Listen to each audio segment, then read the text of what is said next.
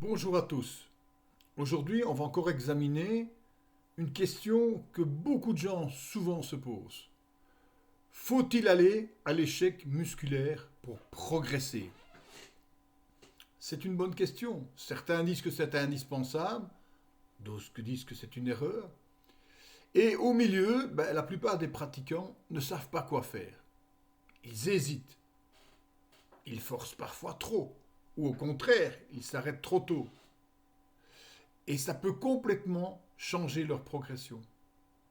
Alors aujourd'hui, on va répondre clairement à cette question. Faut-il aller à l'échec musculaire pour prendre du muscle?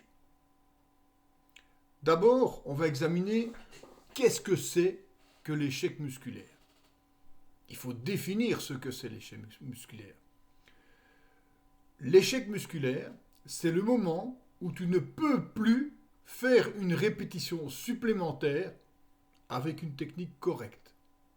C'est pas quand ça brûle, c'est pas quand ça devient difficile, c'est pas quand tu ralentis, c'est quand tu essayes et que ça ne monte plus. Ça, c'est l'échec musculaire. Et c'est important parce que beaucoup de pratiquants pensent y aller alors qu'en fait ils s'arrêtent bien avant. Ils s'arrêtent quand ça devient inconfortable. Mais l'inconfort, ça n'est pas l'échec. Alors pourquoi aller à l'échec peut être efficace? Aller à l'échec musculaire a un avantage très clair. Tu recrutes un maximum de fibres musculaires. Au début d'une série, ton corps utilise les fibres les plus faciles. Plus la série avance, plus il recrute des fibres supplémentaires. Et les dernières répétitions sont celles qui stimulent le plus la croissance musculaire. Donc, en allant proche de l'échec, tu t'assures que ces fibres seront bien sollicitées. C'est pour ça que l'échec musculaire peut être efficace. Mais efficace ne veut pas dire non plus obligatoire. Alors, la question, peut-on progresser sans aller à l'échec? Oui, et c'est un point très important. Tu peux progresser sans atteindre l'échec complet. Pourquoi? Parce que les répétitions les plus efficaces sont celles juste avant l'échec. Donc si tu t'arrêtes une ou deux répétitions avant, tu obtiens presque le même effet, mais avec moins de fatigue.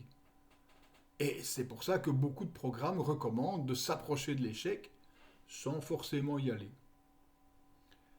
Le problème de l'échec systématique, c'est-à-dire si on va à l'échec sur chaque série, le problème c'est la fatigue. L'échec musculaire génère de la fatigue musculaire, une fatigue nerveuse, une fatigue articulaire. Et si tu vas à chaque série, tu accumules rapidement cette fatigue. Et sur la durée, tes performances chutent, la récupération devient plus difficile, le risque de blessure augmente et la progression peut ralentir. Si on regarde l'échec et la récupération maintenant, plus tu vas à l'échec, plus tu dois récupérer. Un muscle poussé à l'échec demande plus de temps pour se reconstruire. Donc, si tu t'entraînes souvent à l'échec, tu ne peux jamais récupérer complètement. Et sans récupération, il n'y a pas de progression. Il faut savoir aussi, bien sûr, que tous les exercices ne se valent pas. Si tu vas à l'échec sur un curl au biceps, c'est pas la même chose que sur un squat.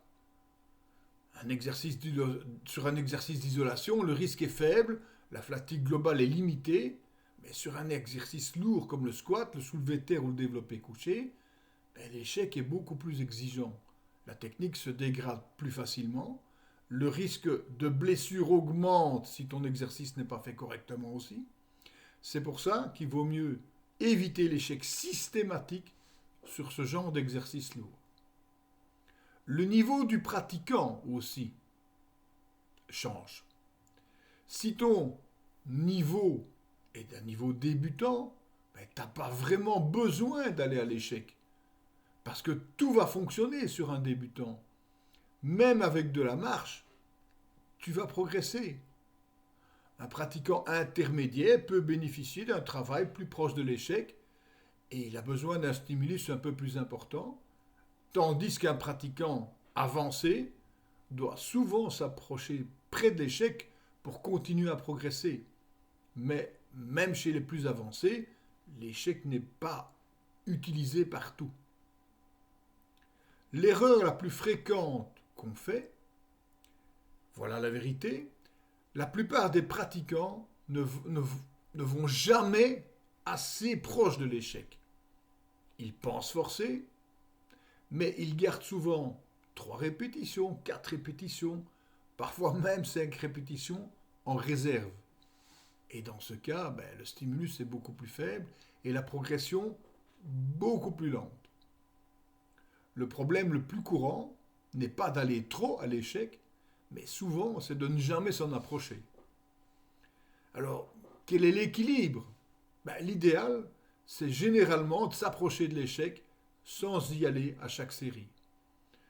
Par exemple, laisser 1 à 2 répétitions en réserve, aller à l'échec sur la dernière série, utiliser l'échec surtout sur les exercices sûrs, cela permet une bonne stimulation, une fatigue contrôlée et une meilleure récupération.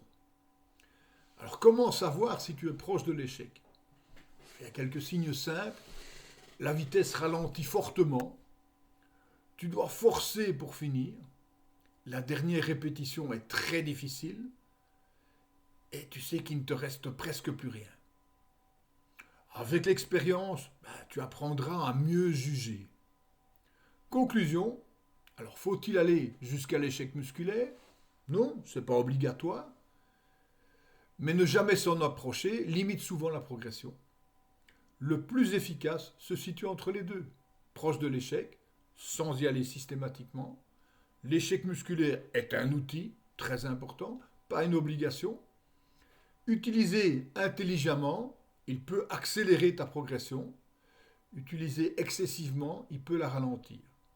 Le but n'est pas d'aller à l'échec à tout prix, le but est d'appliquer un bon niveau d'intensité pour progresser durablement. Voilà, on a survolé un petit peu le sujet de l'échec. Si vous avez des sujets qui vous intéressent et que vous voudriez que je développe, n'hésitez pas à m'en faire part, soit en commentaire, soit sur Substack. J'attends vos suggestions. À bientôt.